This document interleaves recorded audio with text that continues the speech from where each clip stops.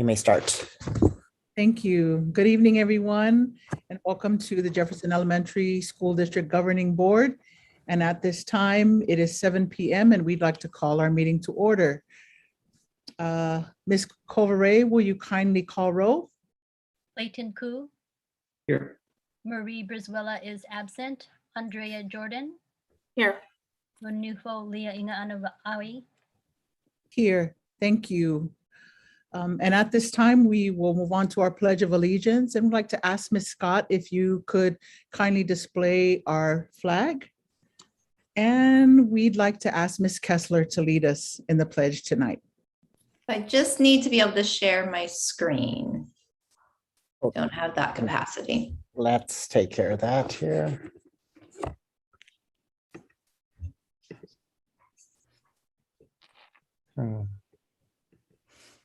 I don't know what happened. Mr. Smith, are you able to allow Ms. Scott to share her screen? It should be good to go now. Okay.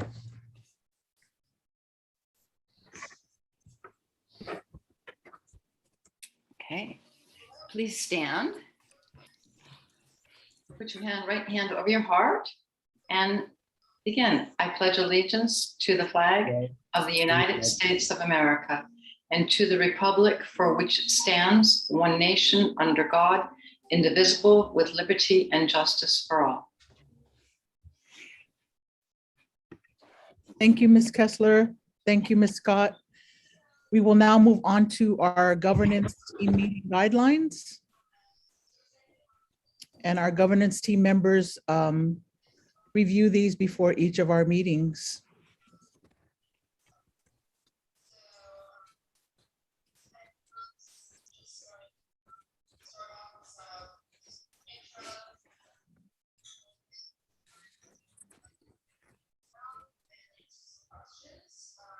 Thank you. We will now move on to approval of the agenda. Do we have a motion to approve the agenda? I'll make a motion that we approve the agenda. I second the motion. Thank you. We have a motion and a second. All those in favor say aye. Aye. Thank you. We will now move on to item 6, public hearing. Superintendent Vidalis, do we go ahead and log in our time and open up the hearing at this time, or are there any other? Yeah, we don't have any speaker cards, so let's just formally open and close the hearing for both items there. Okay, we will now open up the hearing starting time at 7:03 for items 6A and 6B. For public hearing for 2021-2024 AFT local number 3267, successor contract proposal, and item B, counter proposal, as stated in the agenda. We have no public comment cards for either, so we will end the hearing also now at 7:03 p.m. Thank you.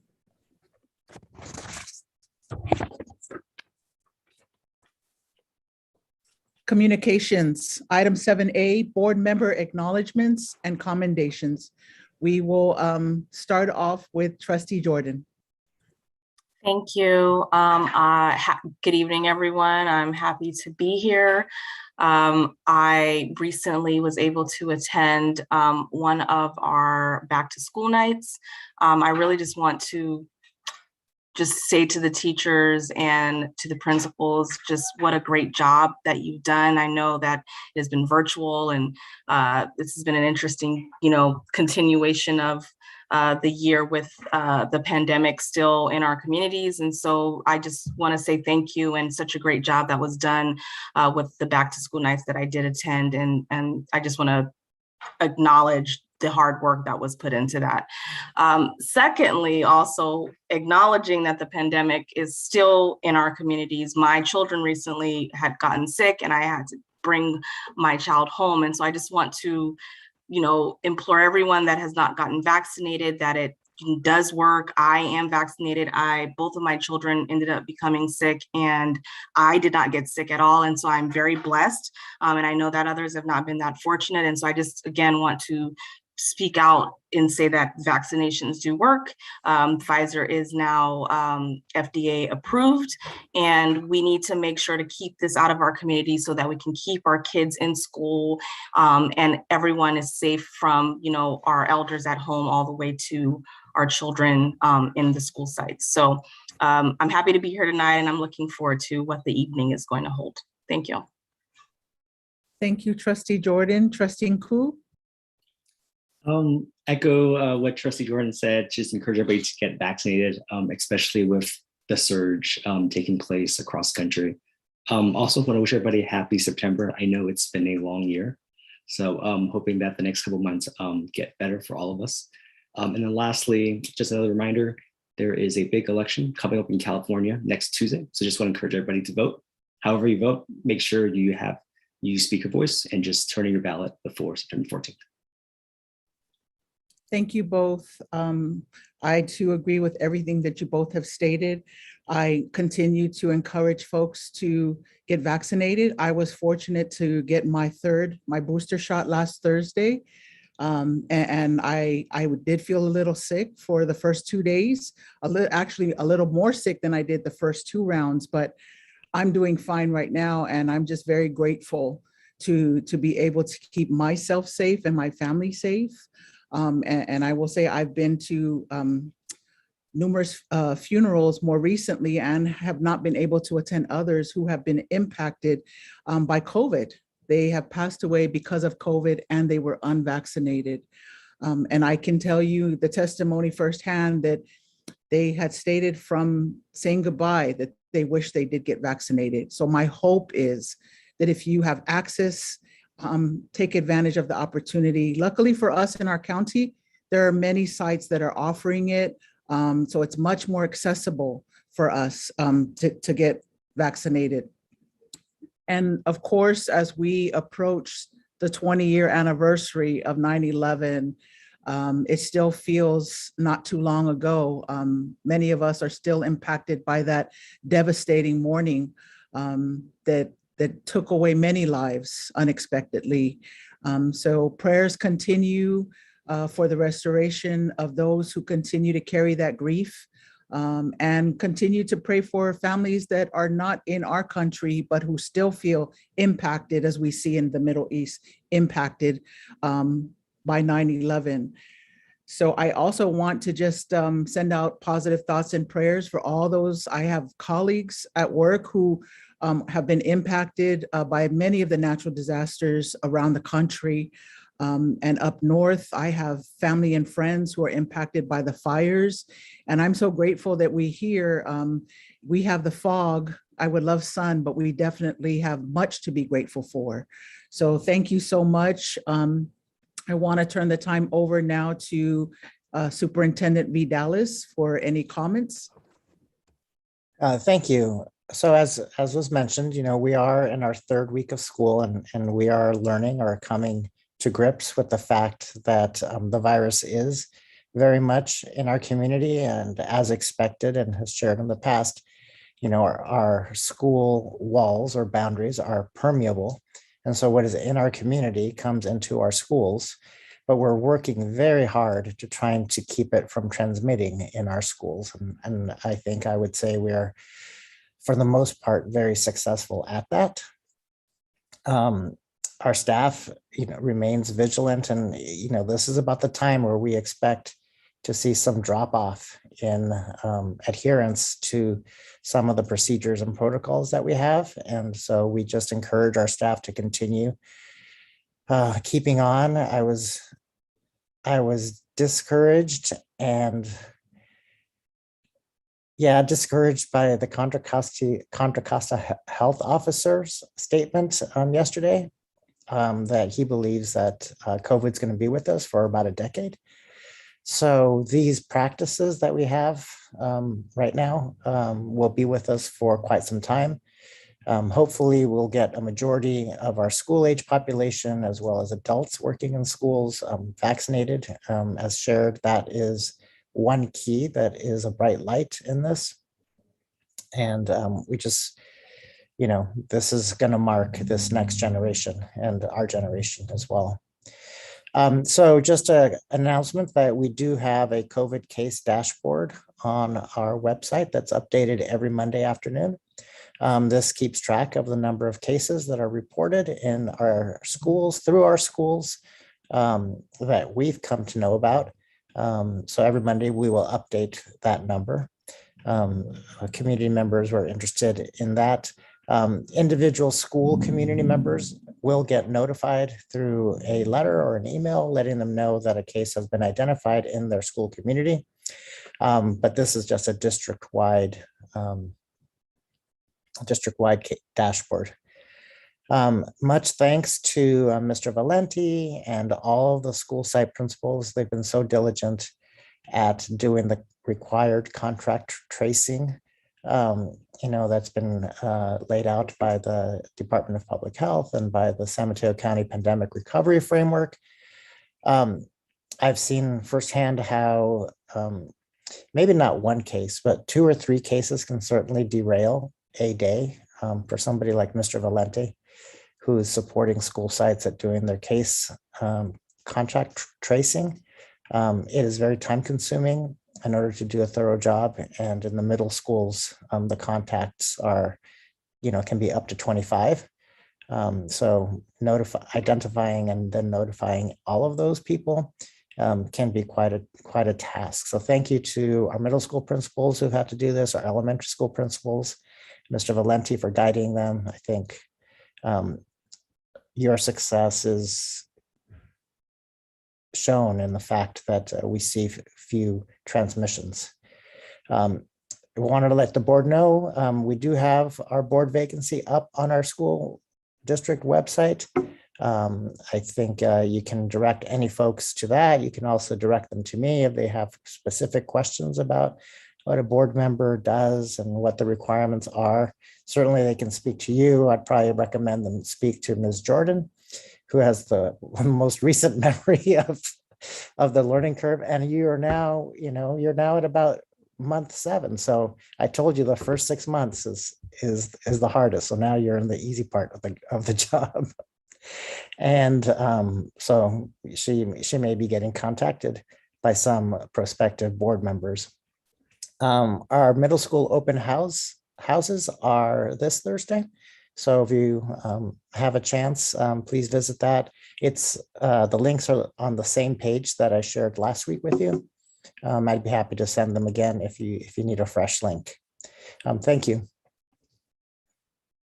Thank you, Superintendent Videla, and definitely want to shout out and thank you and the administrators and all of the principals and our staff on site for doing a superb job. COVID is tough. I did want to mention I got a call from a Thomas Edison parent who actually was a little flustered trying to understand our notification process. And after a conversation and then seeing a second notification, she was comforted and at ease, and she was very grateful to be aware. So raising awareness around COVID and keeping anxiety at bay, I think is definitely something that is appreciated in our community. So I want to commend you all for that great work. Thank you so much.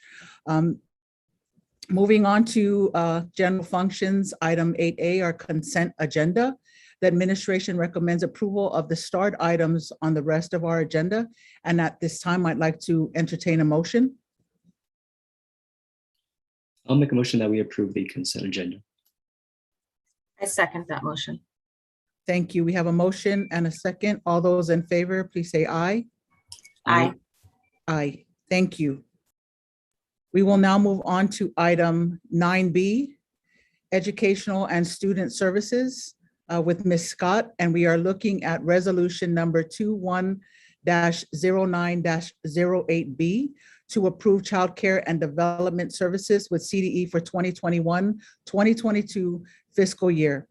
The administration recommends approval of this annual resolution to provide childcare and development services with the California Department of Education and to authorize the designated personnel to sign contract documents for the fiscal year 2021-2022.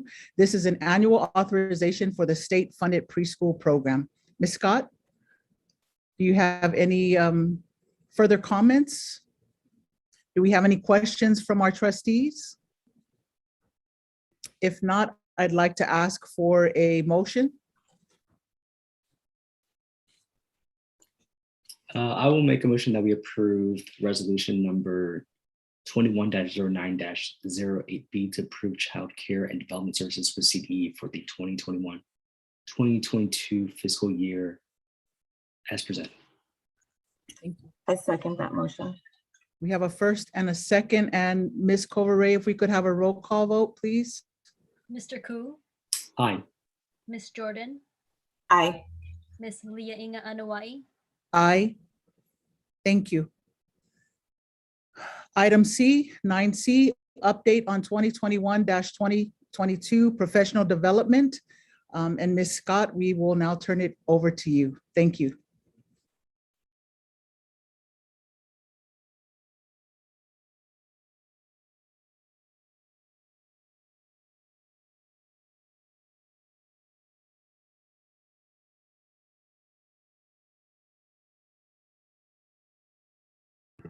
All right, I'm unmuted and you can see the slide presentation, correct?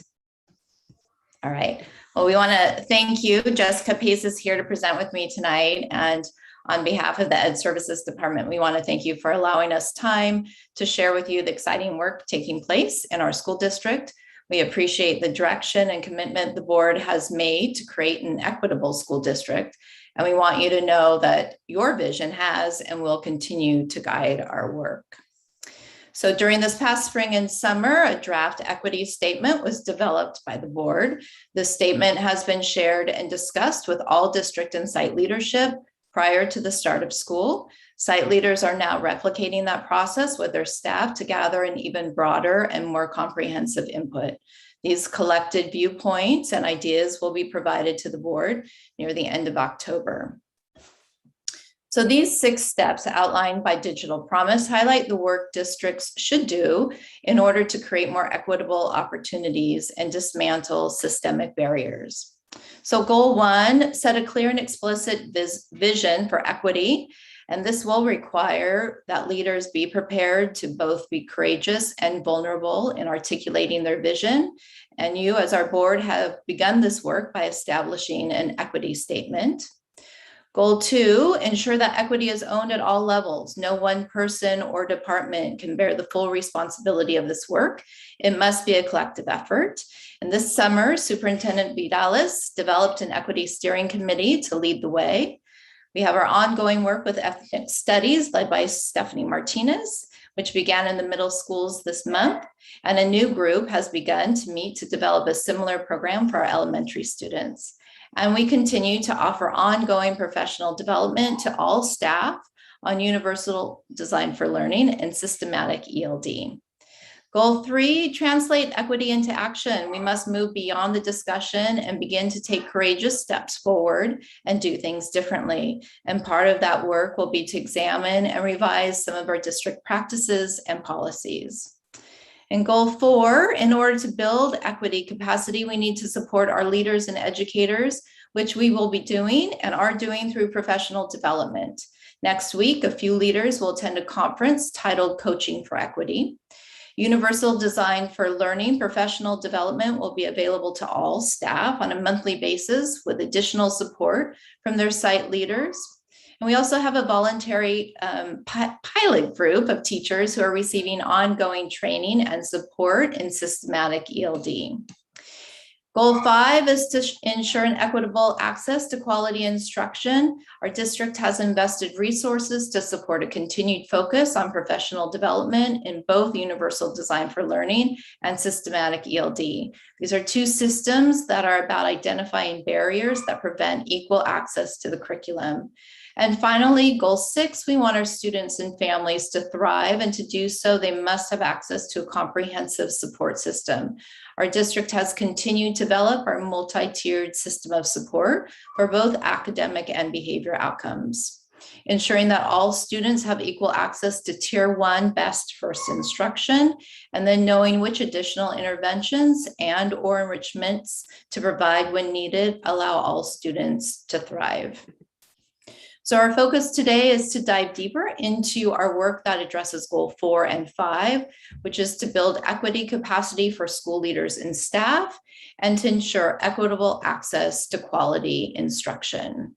The two professional development strands helping us meet these two goals are Universal Design for Learning, UDL, and SystematicELD. And I'd now like to introduce to you Jessica Pace, our Director of Teaching and Learning, who will now highlight the work we've done in both of these areas. Good evening. Pleasure to be here.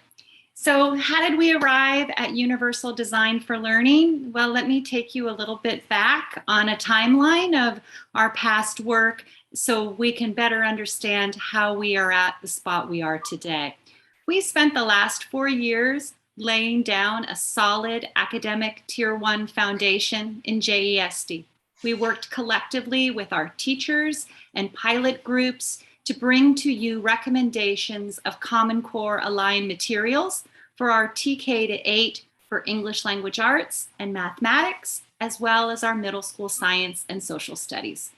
These programs were all selected by our teachers because they believed that they were the best programs to meet our diverse student population and their learning needs.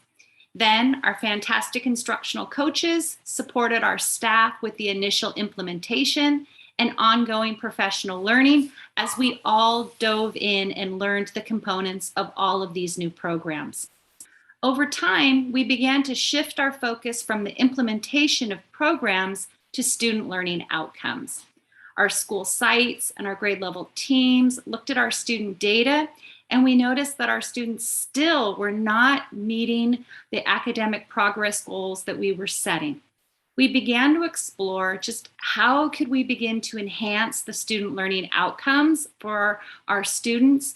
And our Ed Services team started to look at the UDL framework as a possible answer to giving us some additional guidance. Then the pandemic hit us, and we had to quickly pivot and really take a look at how we were going to be supporting our student engagement during distance learning time. And we became very aware of the many barriers that our students were facing in distance learning. We opted to take advantage of the technology that was in front of us, and we began using Zoom meetings as a way to provide professional development to all staff across the district. And through our monthly Zoom sessions last year, we began to introduce the principles of universal design to really help support teachers in building lessons that would begin to eliminate some of those barriers for our students. We also wanted to really enhance teacher agency and provide teachers with an opportunity to design lessons that were going to best meet their students in their classrooms. And the UDL framework is a tool that teachers can use as they plan for the barriers that may come their students' way. So as we start to think about our next steps, we want to think about continuing that work, continuing to think about how we can use Zoom as a vehicle to get information out to all of our teachers. So we're going to have monthly professional development sessions on Zoom around universal design for learning, really diving into the framework, but more importantly, getting to the practical application of how do we implement this into our lesson design. And as Pam Scott said, we are going to start thinking about how to develop some teacher leadership. And so she is going to begin working with developing a teacher leader group that has representation of kindergarten through 8th grade. And those teachers will begin to work on developing some UDL lessons that can become a bank for other teachers in the district to lean on. Next slide, please. A second area of professional development that we're going to be focused in on is SystematicELD. And we're going to begin by focusing in on kindergarten through 5th grade with this program. Next slide, please. So this is an ELD program that has a long history in Jefferson Elementary School District. When we adopted our new language arts materials, our teachers voted to teach the Benchmark Advanced ELD program. We wanted to make sure that students received a consistent program. But last year, as we started to review our ELA data and some of our learning outcomes, a need for English learners really came to light for us. We needed to start to set some goals to really better meet their academic needs. Our focus groups began to discuss, how could we address this through our LCAP? And teachers kept coming up with the idea of wanting to go back to systematic ELD as our designated ELD program. We started to take a look at what that could look like for implementation. And last spring, I asked for volunteers of who might be interested in receiving training, and amazingly, over 100 staff reached back out to me saying, yes, we want to go forward with systematic ELD. So I'm happy to report that this year we have 3 cohorts simultaneously going. We have our starter cohort, which is staff that is brand new to the systematic ELD curriculum. Then we have our refresher cohort, our staff who has taught systematic ELD in the past. They have a history with this program and they want to return to teaching it. And our third cohort is our instructional leadership team. It's comprised of administrators and teacher leaders who are going to be supporting the work right at their school site. And next slide, please. So as we close, this year we are going to be training over 100 staff in systematic ELD. And in addition, we are going to really be monitoring our EL student progress. And based off of the data that we receive, we will begin to plan our next steps. Next slide. Great, thank you, Jessica, for providing us that in-depth overview of the work that has happened in our district over the past several years. So just to conclude, I want to share again that it's the board's vision of establishing an equitable school district that we use as a lens to make these decisions related to student teaching and learning. Do we have any questions? Thank you, Ms. Scott. Thank you, Ms. Pace. I want to turn it over to Trustee Ku and Trustee Jordan if you have any comments and or questions. Trustee Ku? I don't really have many, but just want to say thank you for the presentation. Extremely excited to hear that a lot of staff were actually excited for those initiatives. So definitely looking forward to hearing what comes out of it. And I'm hoping that we get to hear more great things, especially later this school year or early next year on the work that you guys are doing. So thank you. Thank you, Trustee Jordan. Yes, I also want to echo Trustee Ku's sentiments and thanking you for this presentation. I'm really excited. I, again, feel like I inherited some really great things coming into this board, and so I'm very lucky in that sense, because I know this is not happening across the country, and we are the first district that's actually kind of implementing ethnic studies. And so I just want to thank you. I do have a question. You did mention, Ms. Pace, around the staff that would be starting in the program. You said about 100. Can you explain how they were selected and how does that get, how does that change over the course of the program moving on?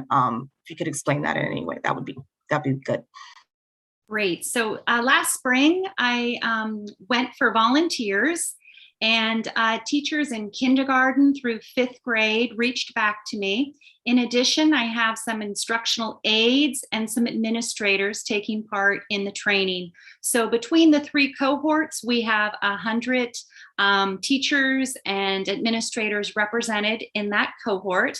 And how it will look is that designated ELD will be happening at all of our school sites. The classrooms where the teachers are taking part in systematic ELD, they will be using that curriculum. And for the about 50 teachers who are not yet participating in this initiative, they will be using the benchmark approved ELD curriculum for designated time.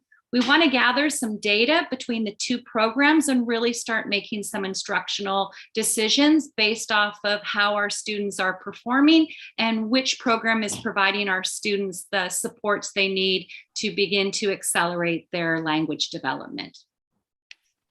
Perfect, thank you.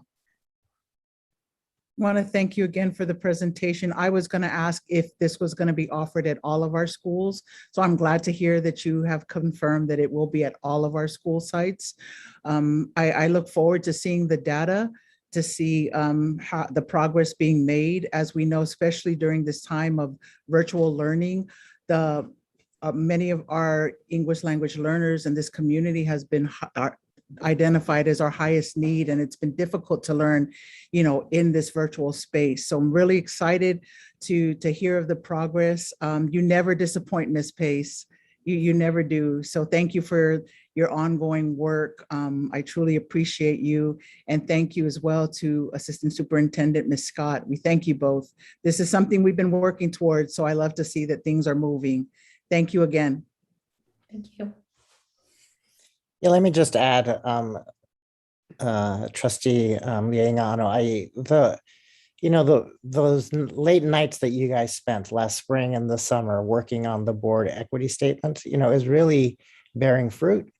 It is helpful for staff to hear that the board has a vision for equity and equitable instruction and equitable opportunities and achievement in our district. And that has sort of set the foundation and encouraged, I would say, staff to take the steps and the risks that need to be taken to move some of this forward. So thank you for your leadership in that direction and for that work that you did, even though you got glassy-eyed toward the end of those evenings. It really has set the foundation. And I think, as Ms. Scott referenced, we're in the process now of sharing that equity statement across the district with staff at different school sites and some parent groups to give the board some feedback on it in terms of what's clear and what needs more definition. So we should have some of that back to the board by early winter, I believe. Well, that's definitely a nice post-Christmas present. So we look forward to that. And I love seeing it again, to interrupt, reimagine, and examine. I mean, that's what we spent some time in taking that deep dive. And that's exactly the intent behind creating this access, and not just access to ensure that we're implementing. We're not just speaking to the access, but we're providing an opportunity to implement it. And I love hearing that you're kicking this off at all of our schools. So thank you again. Thank you again. We will now move on to item 10, business and financial procedures with Ms. Kessler.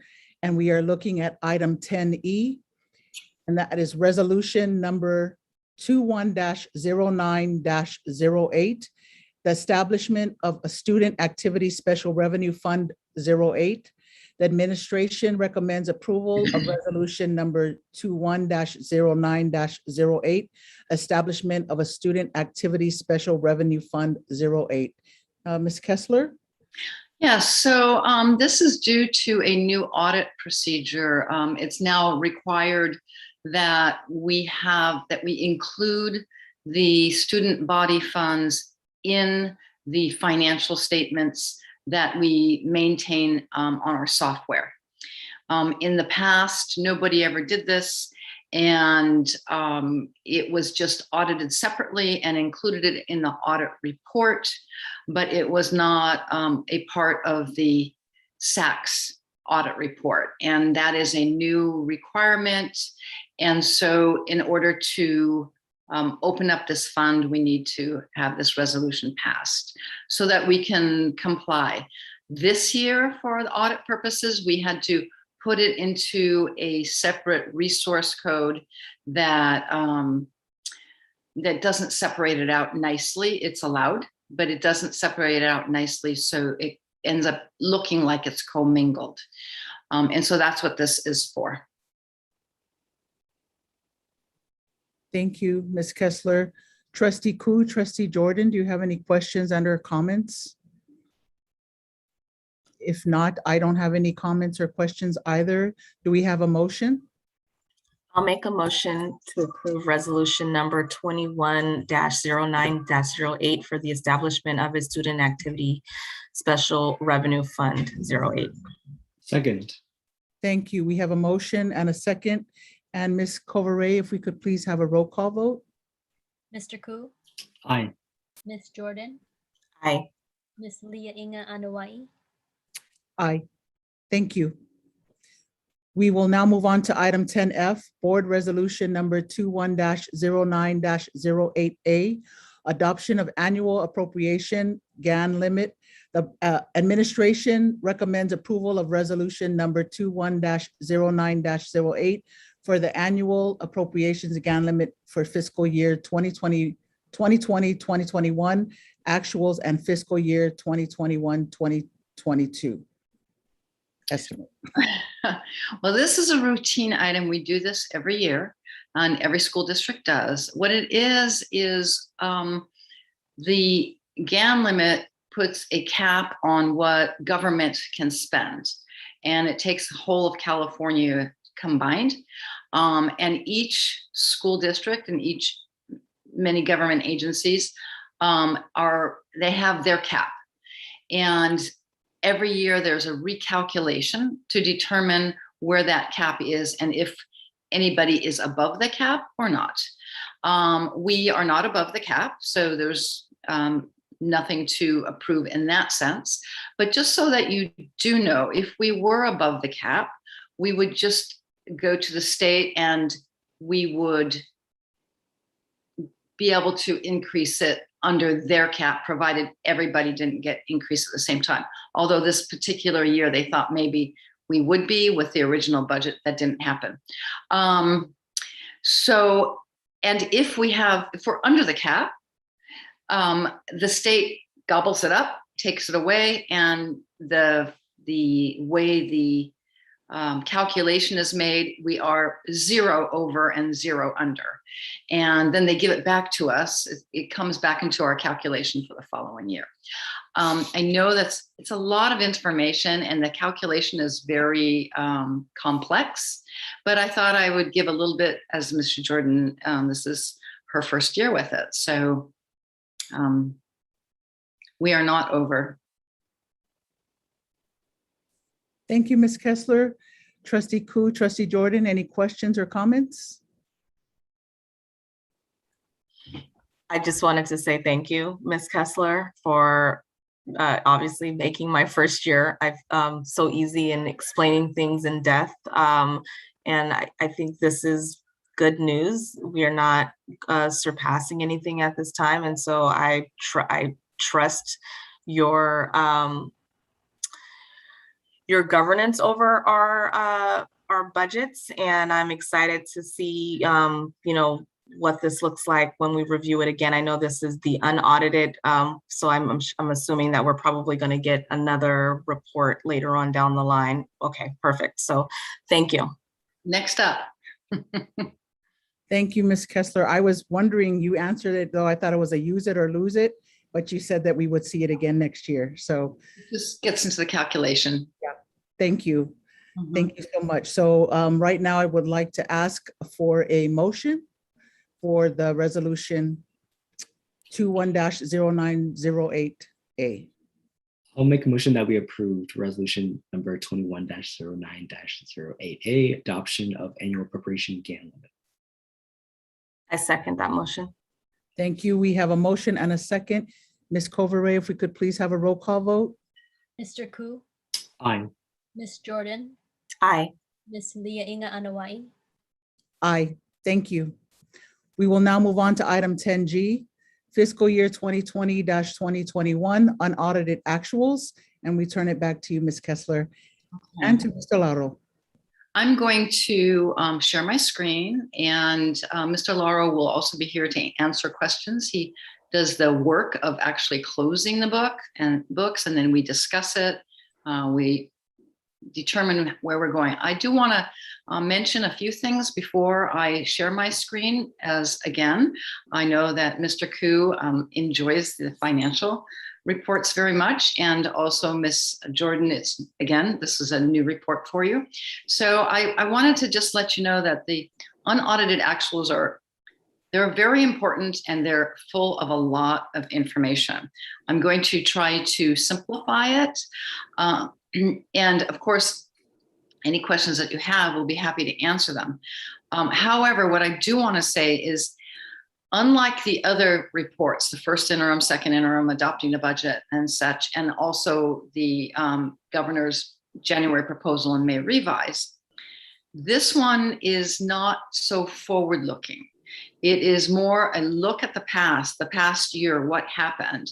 There was no multi-year projection with it, although I have given you some additional information and we can still answer questions for you.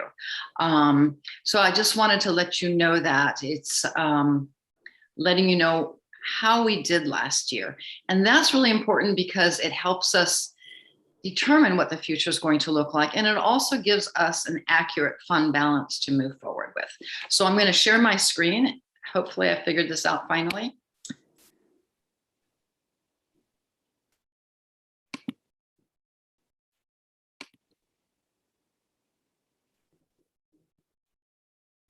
Okay, can you see that?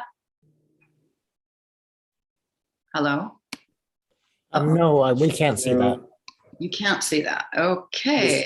Do you need me to help you, Ms. Kessler? Yeah, I do not. Let me try one more time here. Okay.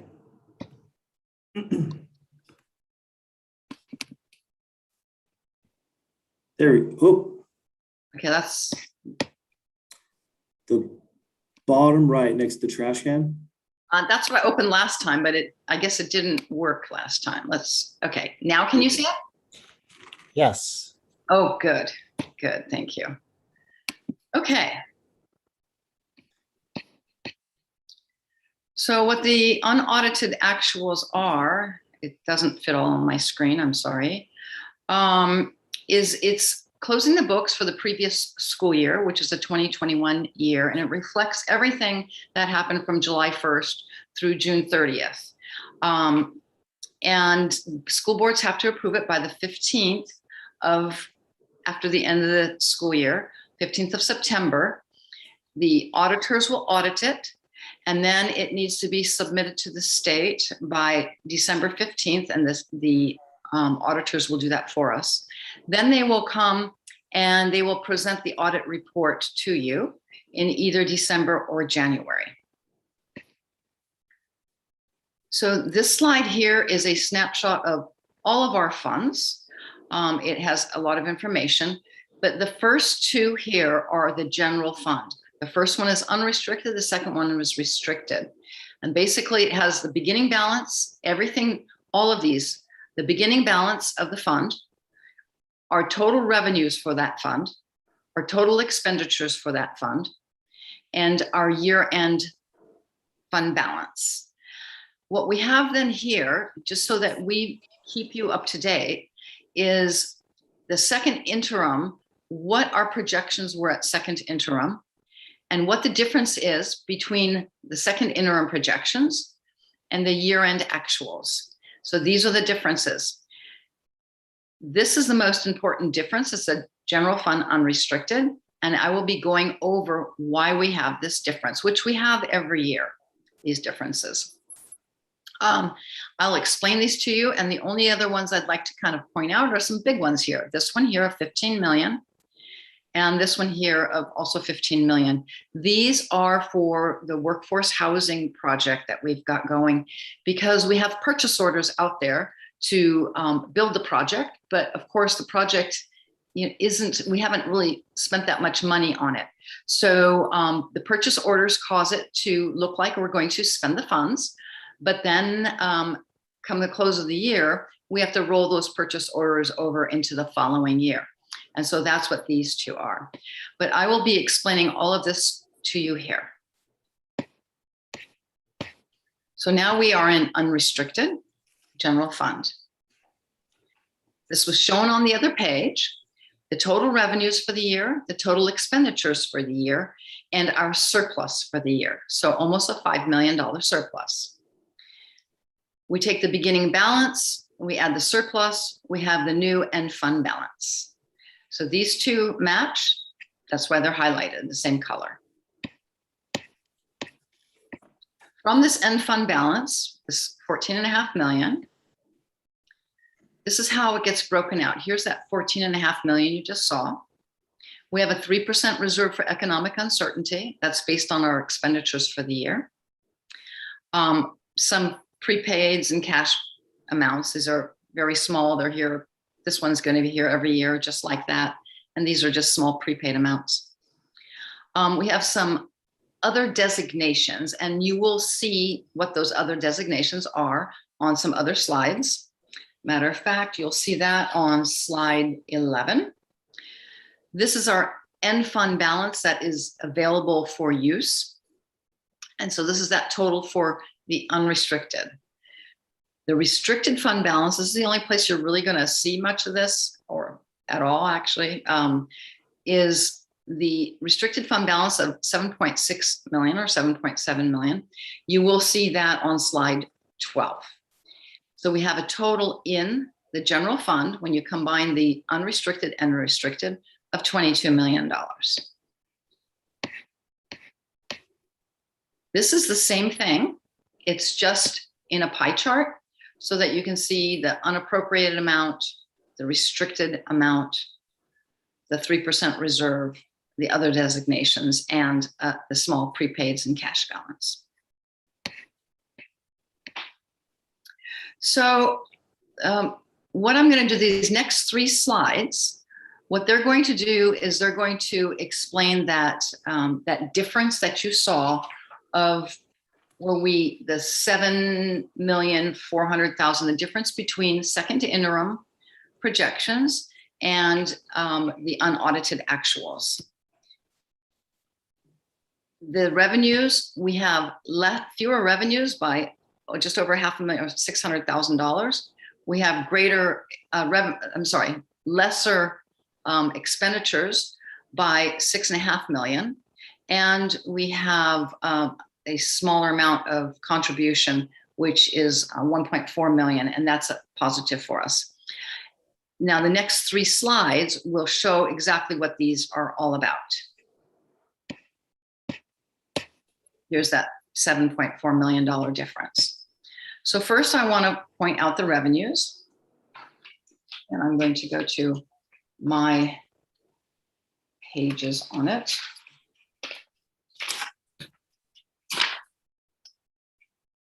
So what I want to point out first off is these first 4 items, they net to just over $1,000. These are the typical ups and downs. They're just some things that come in a little bit different than we expected, like lottery being more and some prior year adjustments that the county makes, and just some other small amounts. So these, as I said, come to just over $1,000 combined. So the big difference is this one right here. So as you can see, it's very close. It's only $1,000 off. And this is a good thing. The reason why we have decreased revenues in the general fund is because we did not transfer in textbook reserve funds of $576,000, which we were able to use some of the CARES Act, the COVID stimulus funds, instead, sparing these funds for future use. So though it looks like we have $600,000 less in revenues, that's just in the general fund. The funds are still with us, just not being spent. Then we have the difference in expenditures. Sorry, it doesn't all fit, of $6.6 million.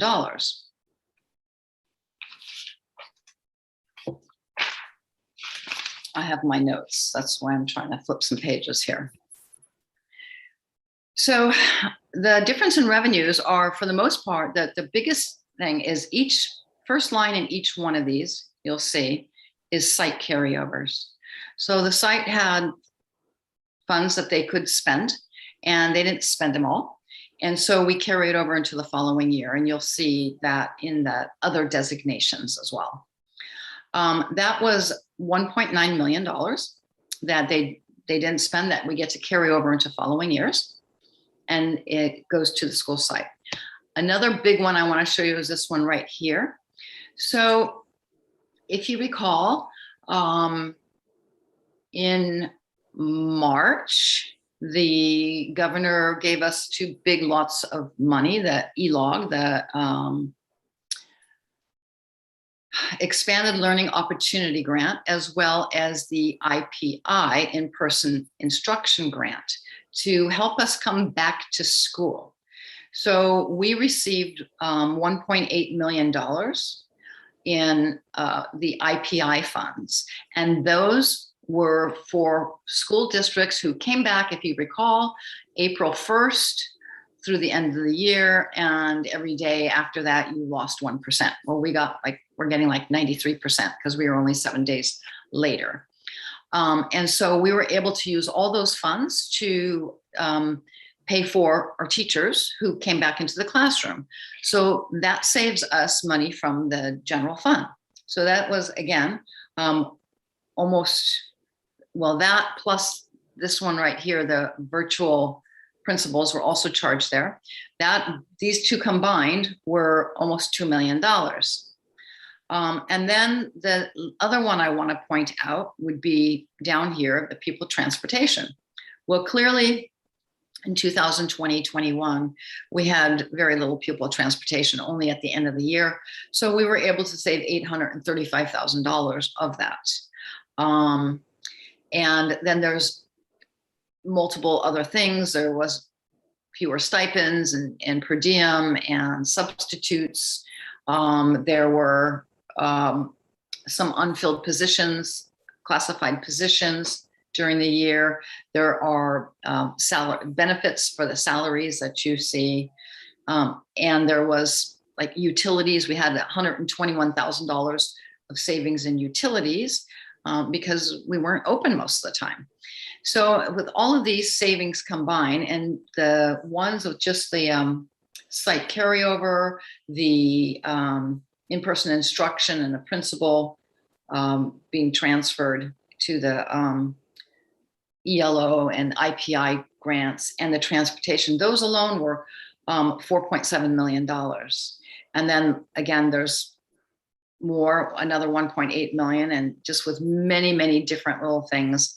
Again, like for instance, the utilities of $121,000. Copier machines weren't used by the school sites because nobody was there. So there was $116,000 saved there too. So all of these come up to a savings of $6.6 million. Then we go on to our contributions. And for the most part, our contributions go mostly to special ed. And again, special ed, we usually do end up having savings. And a lot of that happens to be with the County Office of Ed, that they tell us that the classes that our students are in, that they're providing, they tell us what it's going to cost us. And at the end of the year, they make adjustments. And so that alone was $450,000 just for that. And then a decrease in contracted services, and also some in salary and benefits. Nobody got let go, just some unfilled positions. And then some Title I funds. So this is also a savings to us. We say this because we want to give you this information, because when we adopt a budget at the beginning of the year, we make changes at first interim, and we go over and we explain those changes that we made in that report, because you have to approve that report. You first approve the adopted budget, then you approve the first interim. So we want you to know what you've approved.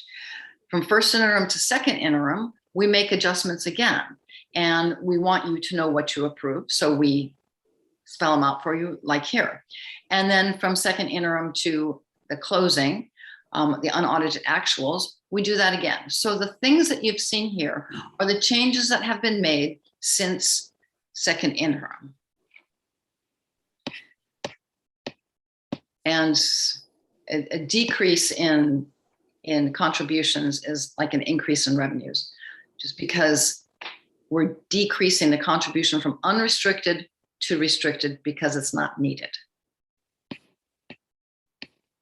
So back to that other one I said I would show you on slide 11. Well, should be slide 11, yes. The locally designated part of the end fund balance are the site amounts, like I said. There's donations, so they have site donations. There's the site discretionary funds and their S&C grant funds. And these are the ones they're getting back. And some of them, some funds they don't get back. And that's that difference between that carryover amount, unspent amount with this amount here. So it's $1.7 million that we designate.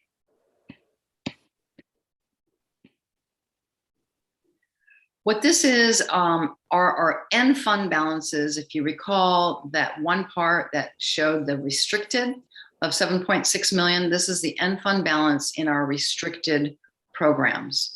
So we always have a whole list of these. This lottery we use a lot for textbooks and routine maintenance and repair. This is a wonderful one to have for the future.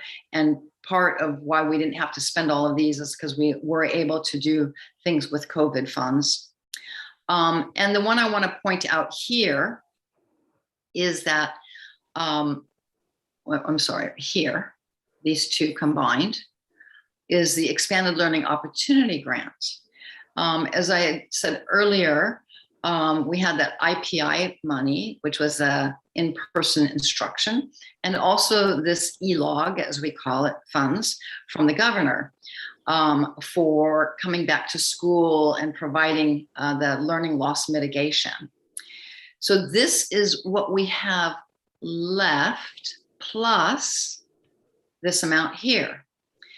The reason why this amount here is not included here, sorry, is because if you recall, when the budget was adopted by the state and the trailer language was published, it turned out that they decided they would fund some of this ELOG monies through other resources. And those other resources were through a second and third ESSER 3, also through ESSER 2, and through GEAR 2.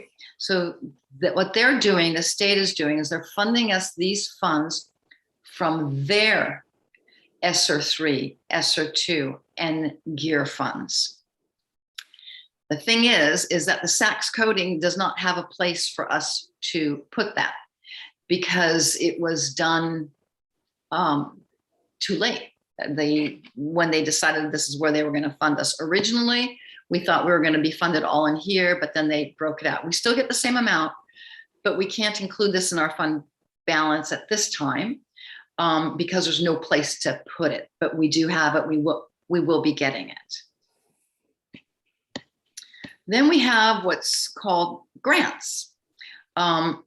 So the other ones are entitlements, but with grants, we only recognize the amount that the revenues to the extent we spend the funds.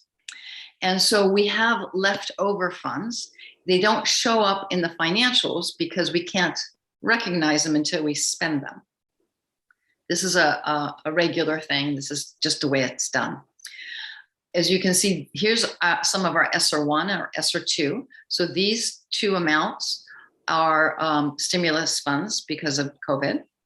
The other amounts are typical things that we would have carryover in, probably a little bit more because we were able to use some stimulus funds. And then the ACES program, which we were able to carry over this year. We're not normally able to carry it over, but we're able to carry it over because they allowed us to, because we couldn't really have after-school programs last year to use these funds. So when you take this amount and this amount here, these are the federal grants, the state grants, we have the total here. Now, just like the last money I was telling you about, we also have the ESSER 3 funds. We will be getting $5.5 million of ESSER 3 funds, but like the other, we can't put them anywhere yet because a plan has to be brought to you for approval by October 29th before we're allowed to put it into our financial statements. but we will be getting these funds and that plan will be coming to you. So this is a really important slide here. I'm going to get past the title so you can see more of it. What this is, these are the COVID stimulus funds as well as the ACES flexibility that we were able to use that helped mitigate those expenditures from our general fund unrestricted.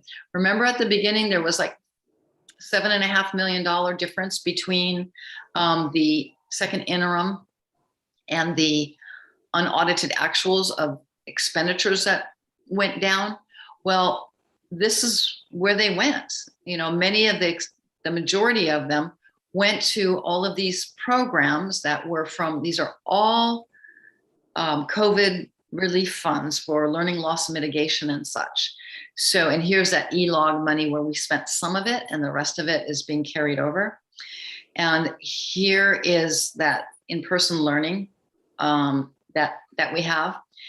And so all of these $7.2 million plus 900,000 in the ACES program. So $8 million was used for all of these different things. We had distance learning, software Chromebooks, connectivity, teachers' laptops, counseling, virtual principals, and staff development to help staff figure out how are they going to do distance learning. A lot of safety items, a lot of filtration, a whole lot of filtration, cleaning equipment and supplies and PPE, and also to help support the food service program, as well as we were saying up here with this in-person learning, the IPI funds were used for this April through June teachers. This might be a good opportunity for me to just bring up, because I know you had a question about food service. We contributed $502,000 from these funds to the food service program. Our sales, they weren't sales, but our meals served were down by 24%. So even though it could be free, even though they got breakfast, lunch, and supper all in each daily packet, or 3 days or 2 days, the total amount of sales or meals served was still down. And we still only got revenues from the government for the meals that were served.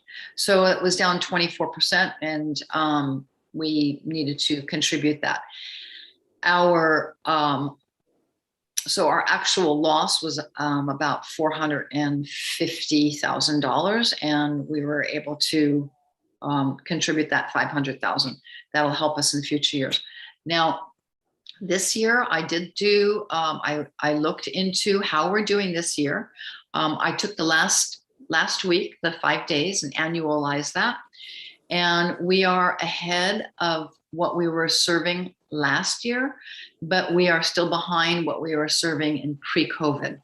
However, we noticed that we're behind in serving what we served pre-COVID, basically at the same rate as our decreased enrollment.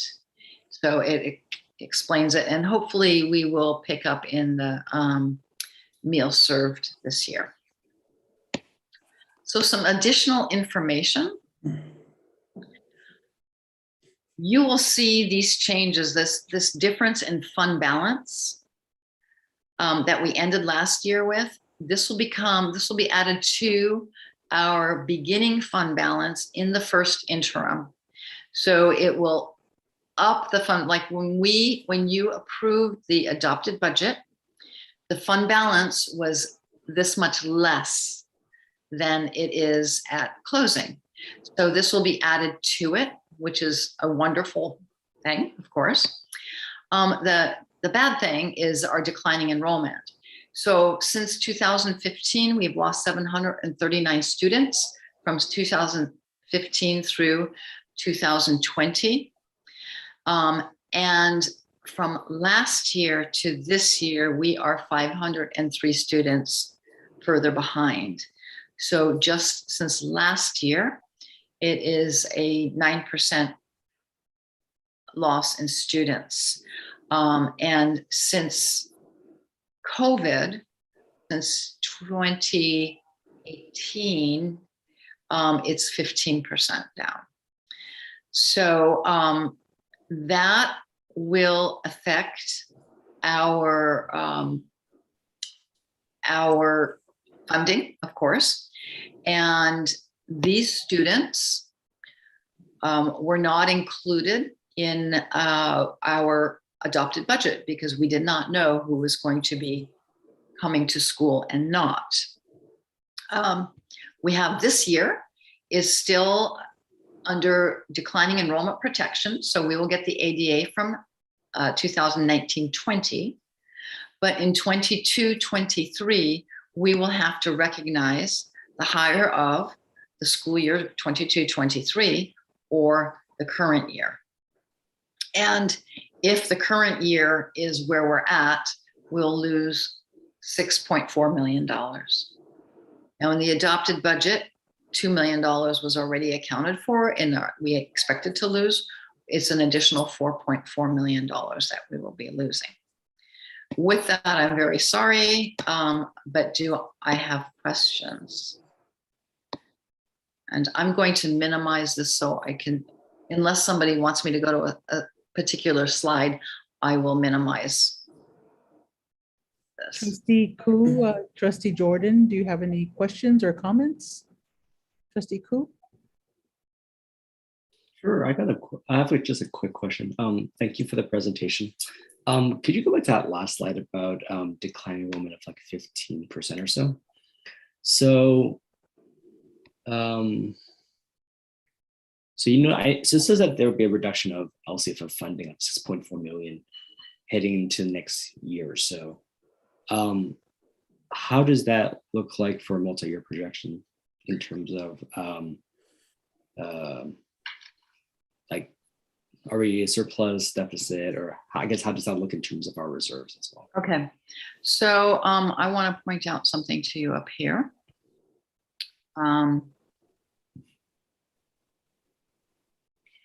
Currently, in the budget, what we have budgeted, we have majority of these expenditures amounts that are left over budgeted, except for we have $1 million here. Oops, I'm sorry, I keep going to the wrong place.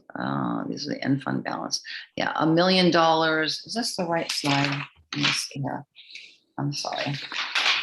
Let me look at.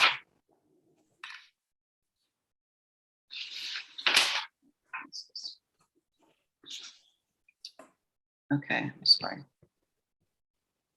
Of this ELOG funds, we have $1 million that is not yet budgeted. And we also have this $5.5 million that is not budgeted. So we have $6.5 million that we have available that was not budgeted and we can use in the next couple of years. Plus, if you recall, we now have a much higher end fund balance, $7.5 million more in unrestricted than we had at the time we put the budget together. So between this $6.5 million and the $7.5 million, we have $14 million more. Yes, we are losing a lot of funds, but for some reason, we're just able to just keep our head above water and give us time again.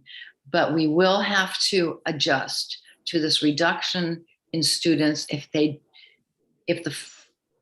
non-COVID years don't bring back the students, if they don't come back as a result, because our student loss is just too high to not adjust to that. So we do have time to adjust, these funds will allow us to go forward for the next couple of years. And in addition to that, I do want to say that I feel that we're not the only district in this situation. There's a lot of districts in it. And as I said before, I do feel like the governor and the legislature are going to have to do something for education, where if they don't give us more money, then they unrestrict money that they've given us as restricted, so that districts can carry on their basic business. So that's, we will be able to make it the next couple of years, but we do have to adjust accordingly to the declining enrollment. And that's going to be hard.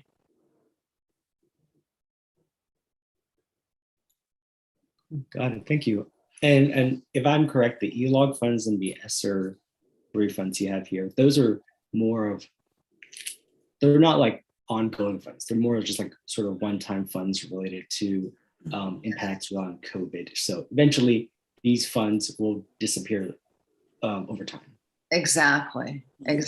But as for the ELOG funds and the IPI funds, in-person instruction, and some other funds, those funds came from the state. And if the state can afford to give us that, they can afford to give it to us without restrictions as well.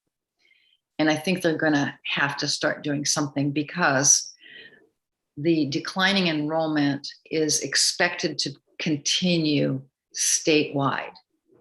And school districts across the state, not just with us, district is, I think it's expected to decrease like 11.4% more. That's what I want to say.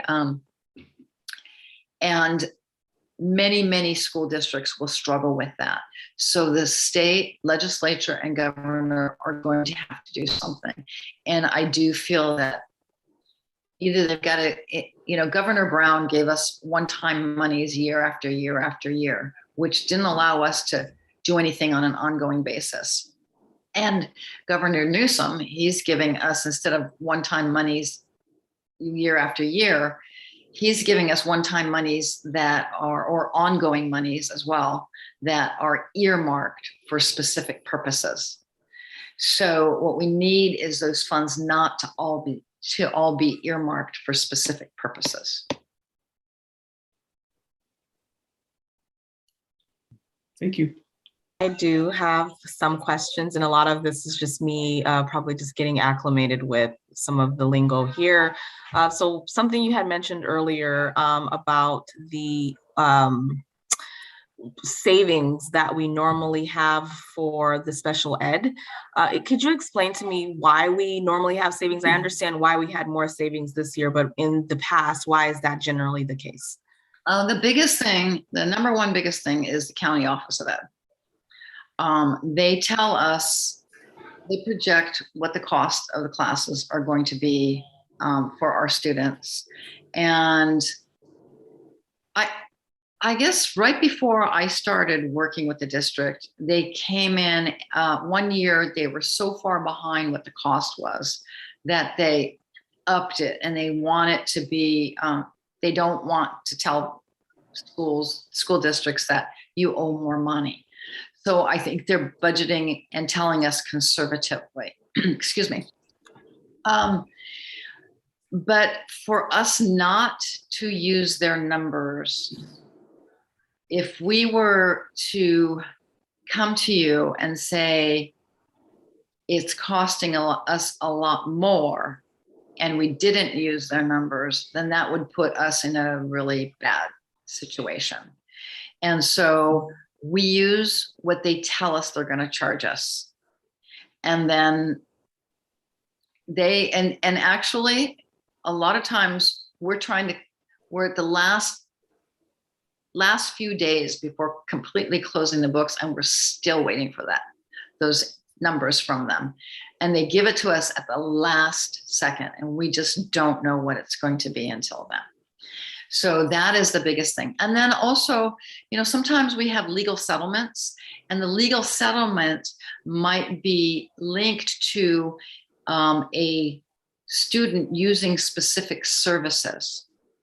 And so if that happens, we budget that amount. But if that student's family doesn't use those specific services, then it's something that's budgeted that doesn't get used. And it may, in many cases, it's like they have a 4-year period to do it.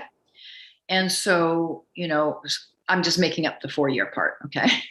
But they might have multiple years to be able to use those funds, but they can at any time. And so we continue to budget it because we don't know if they're going to use it or not. And then also additional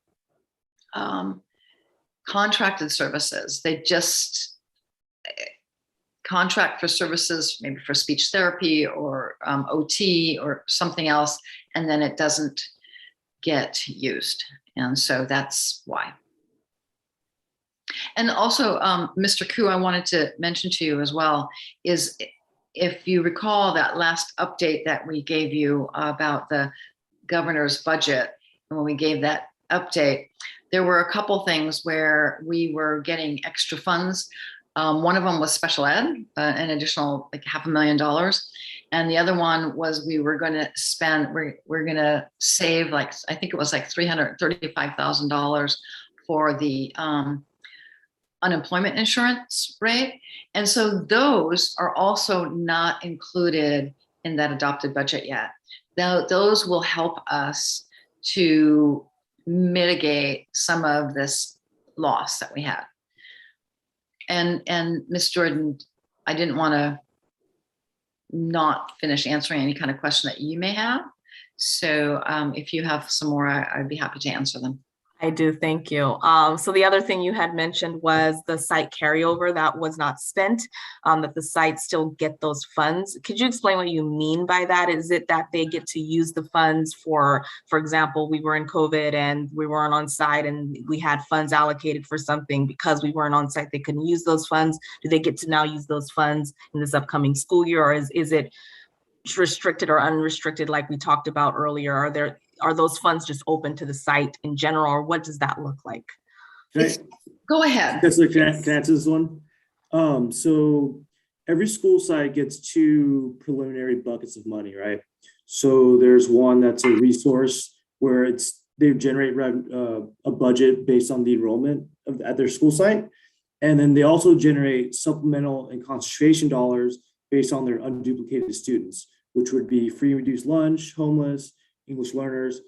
And so from the enrollment bucket of budget that they receive, that rolls over year to year 100%. In prior years, it's about $700,000 that rolls over every year, because if you can imagine, school sites start the year and then they always have a remaining balance that rolls over year to year. This year is a little bit different. I think we had $1.1 million. So a pretty big swing for them not being in actual classrooms. And then the supplemental concentration dollars that they receive, only 15% of their allocation can roll over to the next fiscal year. And that's due to when we give sites dollars for unduplicated students, we want them to spend those funds for that year on those students, right?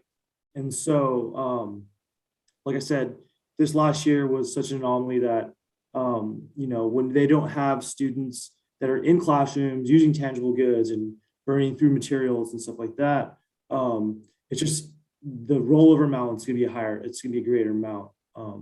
Also, with the ACES program, the After School Safety Education Program, the CDE in the state relaxed some of those restrictions on them only being on after school programs, and were allowable to be used during in-school programs via Senate Bill 98. So school sites that had ACES funds were able to utilize these funds that were in a normal pre-COVID time very restrictive in other ways.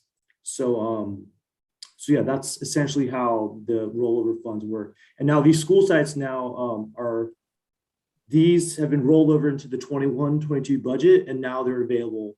So what happens is I have my staff budget those amounts into their budgets, and then we talk to the principals on an individual basis. Hey, I have an after school thing I want to do, or, we move it around to what their plan is on how to use those funds. Perfect. Thank you, Mr. Laurel. That did answer my question. It actually kind of answered my last question. Sorry, I have a million questions here. Because we're talking about the ACES grant, which is a grant, but was a part of the site carryover funds. And I know you had mentioned, Ms. Kessler, that there were other grants that normally we don't get to carry over from the grants basically had to be used within that specific year. And I know that there were some other ones.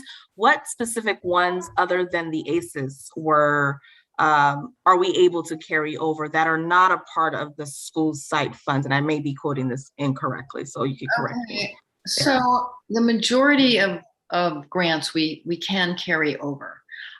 It's usually the title grants, like Title I, Title II, Title III, and those we are restricted to 15% carryover. So other than that, we are able to carry over the majority of them.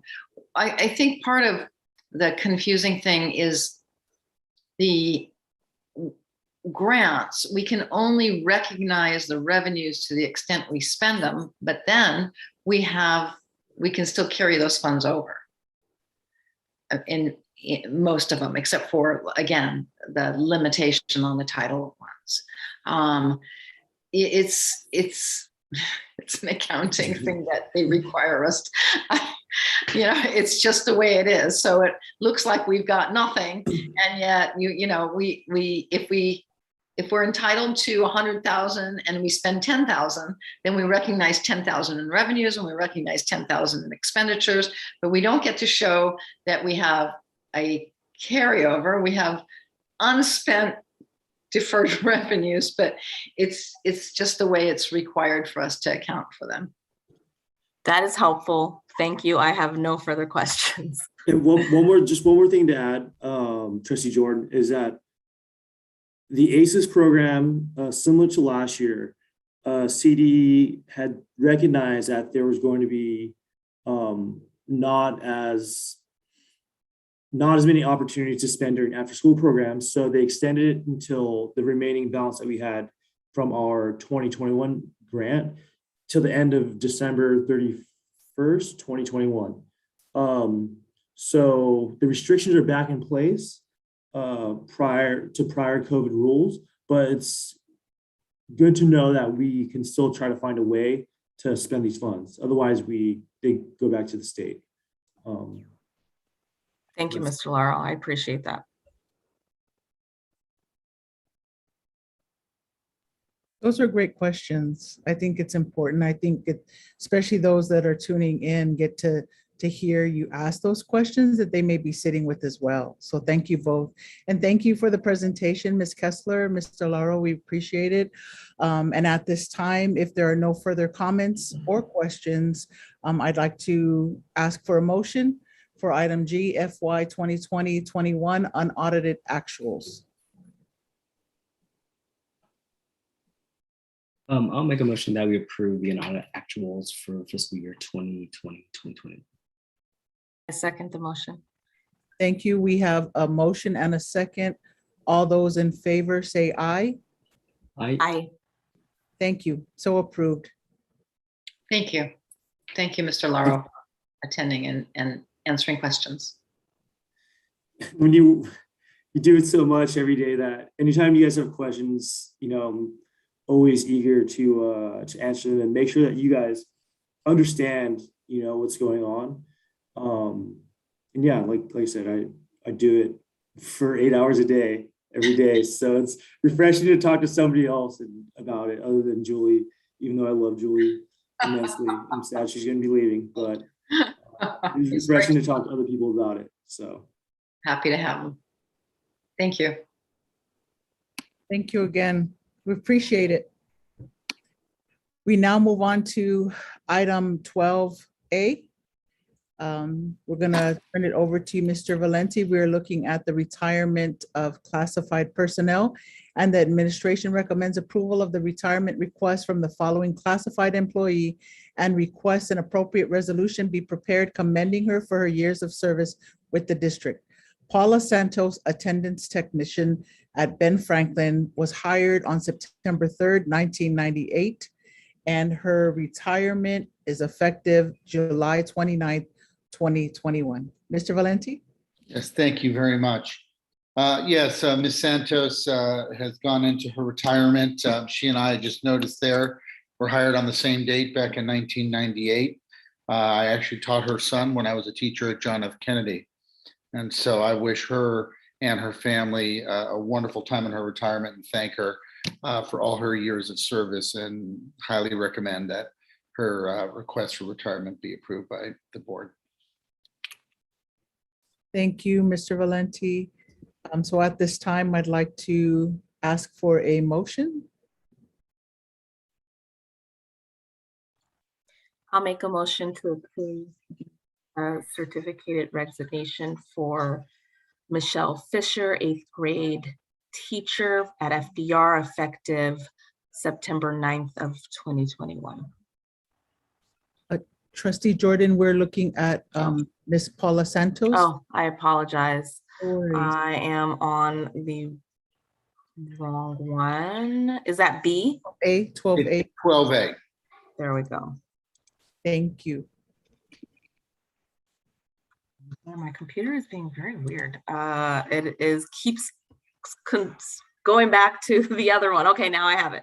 I approve or motion to approve the retirement for Paula Santos, attendance tech at Ben Franklin, effective July 29th of 2021. Second. Thank you. We have a motion and a second. All those in favor say aye. Aye. Aye. Thank you, Ms. Santos, for your years of service. We wish you well. Thank you very much. Appreciate it. We now move on to 13. Persons wishing to address the board. I'm sorry, Mr. Vidalis, did you have a comment for Ms. Santos? No. I'm just getting ready to tell you that we don't have any comment cards for item 13. Okay, item 13 is open for persons wishing to address the board on unagendized or closed session items, and I'm able to report per Superintendent Vidalis, we do not have any public comment cards to entertain this portion of the agenda. With that said, we will move on to item 14, governance team member comments, reports, and board meeting reflection. And we will start off with Trustee Ku. Ooh, no real comments other than just hoping everybody stays safe and healthy, and look forward to hopefully attending school events in person soon again, and being back as a board in person as well. Other than that, hope everyone has a great rest of September, and I'll see you guys again soon. Thank you, Trustee Ku. Trustee Jordan. I echo Trustee Ku's sentiments. Everyone stay safe. I know I mentioned earlier about getting your vaccinations and obviously following the protocol that is going to allow us to remain safe and healthy. And then have a great rest of your week, and looking forward to having a conversation again in the coming weeks with the board. Thank you. Superintendent Vidalis, did you have any closing comments or remarks? No, I think, it was a sobering presentation by Ms. Kessler and Mr. Lauro.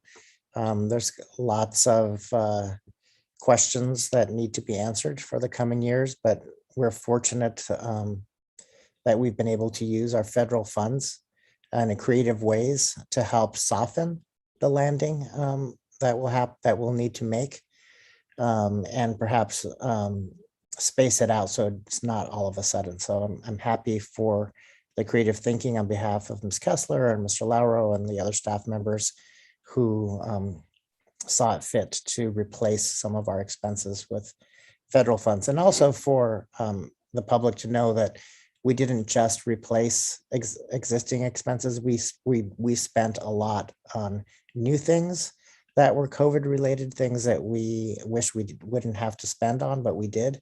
There's so many things that we did with our COVID funds also, in addition to substituting some expenses that qualified. So we're very grateful for those COVID relief funds, grateful for our state and federal legislators providing those, because this could be a very difficult year, and last year could have been much more difficult had they not been available. Thank you, Superintendent Vidales. And I want to thank Assistant Superintendent Ms. Scott, Ms. Pace again for tonight's presentation, as well as Ms. Kessler and Mr. Lauro. Truly appreciate, like you've said, Superintendent Vidales, for us to be comforted to have a soft landing during these uncertain times. I will say too, there was a time when we as a board had to hear Superintendent Vidales report that we had to be in compliance for all these PPE mandates, COVID mandates, and the funding was uncertain at that time. The district had to be creative and figure out how are we going to meet these mandates. Funding did not come at that time. So it's nice to hear that the funding is here and that you have been creative. I can say there are some districts that aren't faring this as well as we are. And so I'm very grateful for the leadership and the wisdom that continues to guide us through these times. And we will now turn to convening to our closed session soon. But before we do that, it was really heartbreaking to learn of the passing of Miss Yvonne Rogan, who has for many years served as the snack bar operator at Ben Franklin Middle School. We can see on social media, many of her friends, many of the community, many of her colleagues, was just an outpour of love for her and her untimely passing. So at this time, we'd like to close our meeting in her memory and ask that we take a moment of silence.